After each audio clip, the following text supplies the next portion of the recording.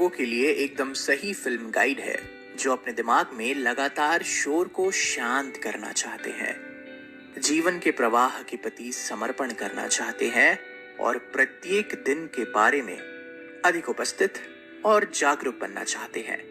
अंत में इस पुस्तक में एक बहुत ही महत्वपूर्ण संदेश है, to live in the present moment. इस पुस्तक के लेखक एखार्ट टोल हमें बताते हैं कि हम में से अधिकांश के लिए हमारा दिमाग हमें नियंत्रित करता है और हम इसके गुलाम रह जाते हैं। हमारे विचार अक्सर दोहराए जाने वाले और बेकार होते हैं। हम अतीत, पास्ट और भविष्य यानी कि फ्यूचर से विचलित होकर बहुत अधिक समय व्यतीत करते हैं और हम अपने सिर में आवाज के लिए ऑफ बटन नहीं ढूंढ पाते हैं।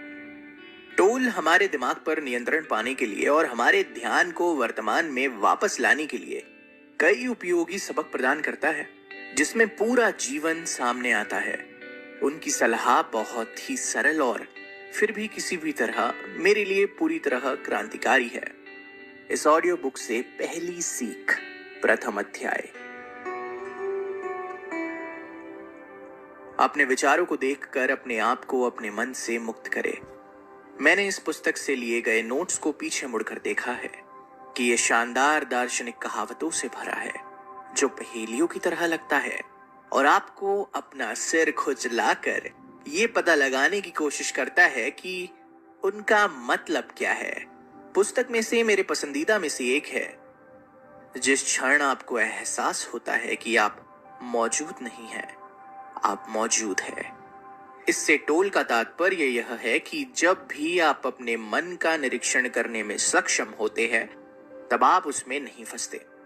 वह बताते हैं कि आपको जल्द ही एहसास होगा कि मेरे सिर में आवाज है और यहां मैं इसे सुन रहा हूं, देख रहा हूं। इस तरह का आत्मावलोकन आपके जीवन में और अधिक उपस्थिति लाने की कुंजी है।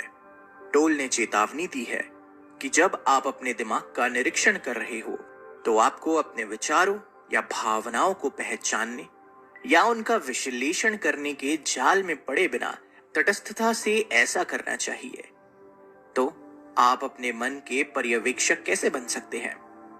ऐसा करने का पहला तरीका है कि प्रत्येक दिन एक समर्पित मात्रा में समय बिताया जाए, जैसे कि 10 मिनट कुछ ना करते हुए खुद को वक्त दें।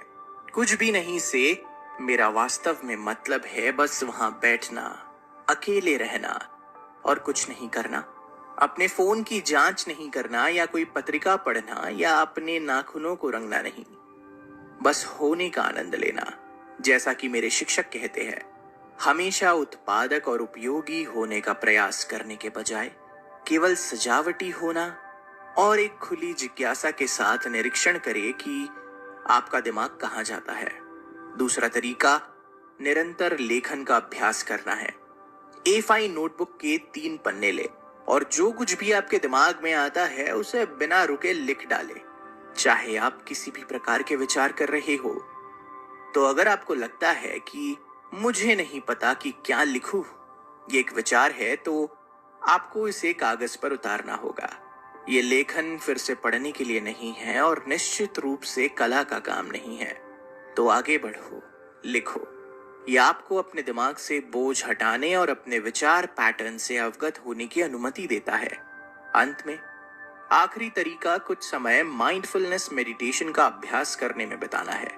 अपनी सांस या अपने शरीर की संवेदनाओं पर अपना ध्यान केंद्रित करना सीखना, और जैसे ही आप देखते हैं कि आपका मन भटक गया है, आप इसे धीरे से सांस या शरीर पर वापस लाए। यह आपको नोटिस करने की अनुमति देता है कि आपका दिमाग कितनी बार भटकता है और यह किस ओर भटकता है। तो आपका दिमाग किन विषयों पर सोचता है? क्या यह अतीत में वापस जाता है? क्या यह वर्तमान में है या फिर यह भविष्य में तेजी से आगे बढ़ता है? क्या यह उन चीजों के बारे में सोचता है जिनके बारे में सोचने में आपको वास्तव में मजा आता है? क्या यह बिखरा हुआ है या एक विषय से ग्रस्त है? क्या आप इस विषय पर कुछ कर सकते हैं? क्या आपके पास रचनात्मक विचार है या आप केवल रमणीय है?